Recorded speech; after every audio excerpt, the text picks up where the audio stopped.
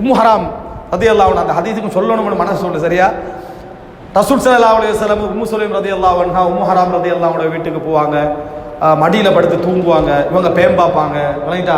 அப்படி என்ன செய்ய ரசூல் ஸல்லல்லாஹு அப்படி எந்த மாதிரி செய்வாங்க, எப்படியா ரசூல் ஸல்லல்லாஹு அலைஹி வஸல்லம் அவர்கள் என்ன இந்த மாதிரி நபி அவர்கள் மீது அவதூறு சொல்கிறார்கள், கொஞ்சம் சவுண்டெல்லாம் ஏறி தான் போகும். அது முதலாவது நம்ம என்ன நினைக்கணும்டா, நம்ம இந்த மாதிரி வார்த்தை சொல்கிற நேரத்தில் அந்த ஹதீஸுக்கு விளக்கத்துக்கு வாரேன், நம்ம டோட்டல் யாரை குற்றம் தெரியுமா, புகாரி இமாம் நபி அவர்கள் மீது இந்த குற்றச்சாட்டை வச்சுக்கிறார். அப்போ முஸ்லிம் இமாம் வச்சுக்கிறாரு. இருக்கக்கூடிய ஹதீஸிலே பதிவு செஞ்ச எல்லாரும் சஹீஹெல்லாம் தேடி தேடி செஞ்சாங்களே, அவங்க எல்லாருமே ரசூல் ஸல்லல்லாஹு அலைஹி வஸல்லம் ஒழுக்கம் கெட்டவரை என்ன செஞ்சுக்கிறாங்க, பதிவு செஞ்சு. அப்படியே அர்த்தம், அந்த ஹதீஸில் எங்கேயாவது ரசூலுல்லாஹி ஸல்லல்லாஹு அலைஹி வஸல்லம் அந்த பெண்ணிடம் மடியில் படுத்து தூங்கினான் எங்கேயா வைக்குதா?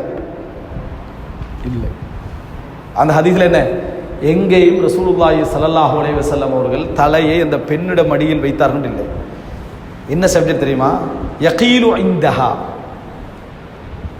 அவர்களிடத்தில் உறங்குவார்கள், அவர்களிடத்தில் உறங்குவார்கள்.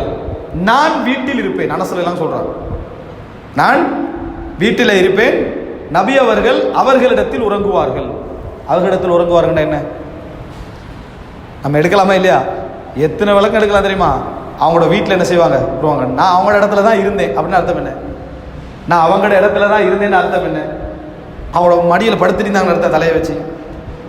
எப்படி நம்ம புரிஞ்சுக்கிறது? பேன் பார்க்குறன்ற ஒரு செய்தி வருது, பேன் பார்க்குறன்ற செய்தி ரிவாயத்தில் ரெண்டு மாதிரி வருது. அப்போ முதல்ல என்ன செய்யணும், அந்த ரிவாயத்தை தஹ்கீக் பண்ணணுமா இல்லையா?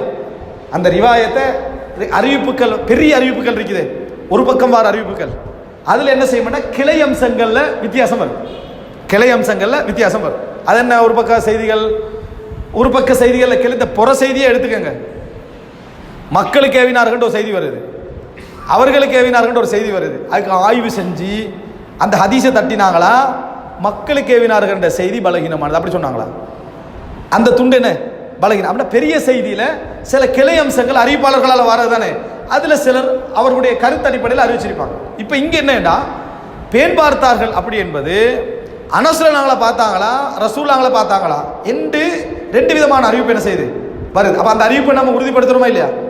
இதில் எந்த அறிவிப்பு சரியானது? அனஸ்ரலான அவர்களை தான் என்ன செய்வாங்க, பேன் பார்ப்பார்கள். அது ரிவாயத்து ரீதியான விஷயம், எது அறிவிப்பு ரீதியான விஷயம். அடுத்தது என்ன, எப்படி வந்து உம்மு சுலைம் வீட்டுக்கு போவாங்க, அதில் வருது என்னன்னு சொன்னால், வகானத் தஹ்த உபாதத் இப்னு சாமித், உபாதத் இப்னு சாமித்துடைய கீழே அவ இருந்தா, யாரு, இந்த உம்மு ஹராம் ரலியல்லாஹு அன்ஹா இருந்தா.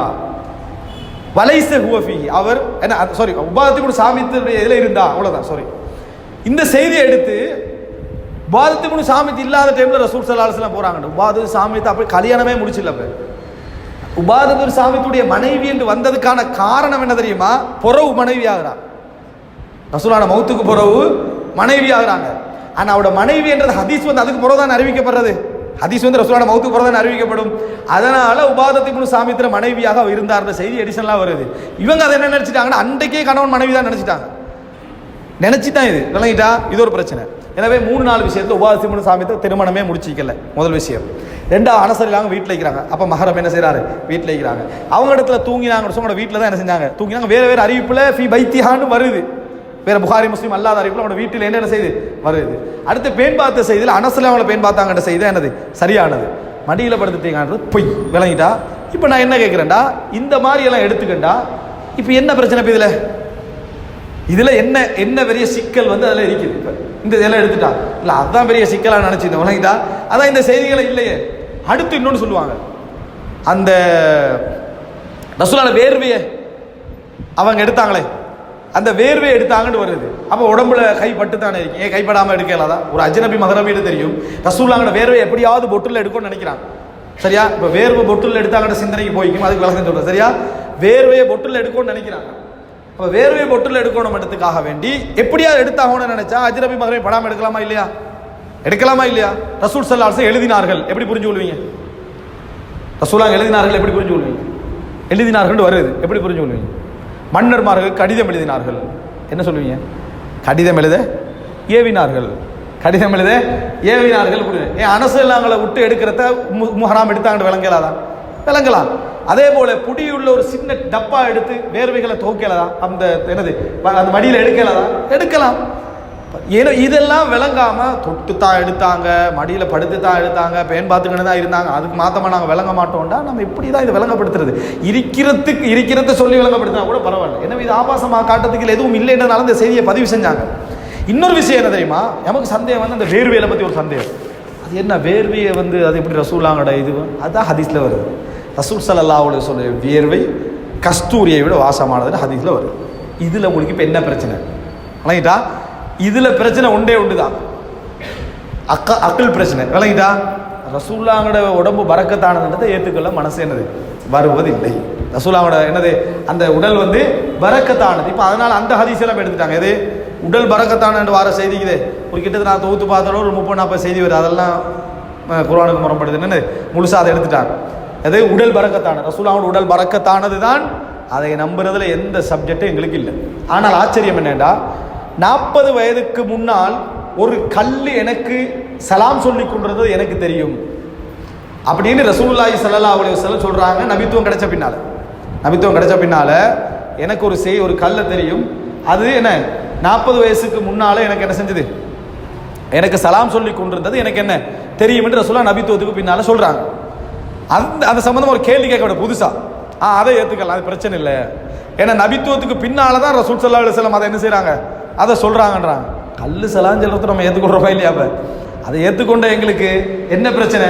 ரசூலுல்லாஹோட என்ன, அதாவது இந்த வியர்வை பரக்கத்தானது அப்படின்னு ஹதீஸ்ல வருது. அதை ஏற்றுக்கொள்றதுல என்ன பிரச்சனை? அல்லாஹ் தஆலா ரசூல் ஸல்லல்லாஹு அலைஹி வஸல்லம் உடல் அமைப்பில் ஒரு சின்ன மாற்றத்தோட படைச்சிருந்தாலும் என்ன பிரச்சனை? அது ஏதாவது சிக்கலிக்குதா? அதில் இல்லை. ஈசா அலைஹிஸ்ஸலாத்தை ஏற்றுக்கொள்கிற எங்களுக்கு, ஹவ்வா அலைஹிஸ்ஸலாத்தையும் ஆதம் அலைஹிஸ்ஸலாத்தை ஏற்றுக்கொள்ள எங்களுக்கு ரசூலுல்லாஹோட உடல் அல்லாஹ் தஆலா ஒரு வியர்வை இல்லை மனம் கமல செய்தான், உடல் மாற்றமே இல்லாமல் அல்லாஹ் தஆலா கமல செய்தான்டா என்ன, அதில் என்ன பிரச்சனை இருக்குது? எனவே இதை ஏற்றுக்கொள்ள முடியாது அப்படி என்று சொல்றது அறிவிப்பாளர் பிரச்சனையோ மற்ற பிரச்சனையோ இல்லை, சிந்தனை ரீதியான பிரச்சனை. அது வந்து ஈமானோடு சம்பந்தப்பட்டது, கைபோடு சம்பந்தப்பட்ட விஷயம். ஆனால் இந்த ஹதீஸ்ல சொல்லப்படுற ஆபாச விமர்சனம் இதே, அதுக்கு எந்த விதமான அடிப்படைகளும் இல்லை. ஆனால் ஒன்று, ஒரு பணிவான ஒரு உபதேசம், எந்த ஹதீஸ்களாக இருந்தாலும் படிக்கிறதுக்காக கேள்வி உண்டாகிக்கிறது தவறே கிடையாது. இந்த ஹதீஸை நான் எப்படி விளங்குறது, இதில் இப்படி வருது, இது வந்து இந்த வசனத்துக்கு முரண் மாறிக்குது, இந்த வசனம் நம்ம கொஞ்சம் கேட்டு படிப்போம், தெரிஞ்சுக்கணும், இன்னும் கொஞ்சம் உறுதியாகி இப்படி தெரிஞ்சுக்கணும். அல்லாஹ் நிறைய வழிகாட்டுவான்.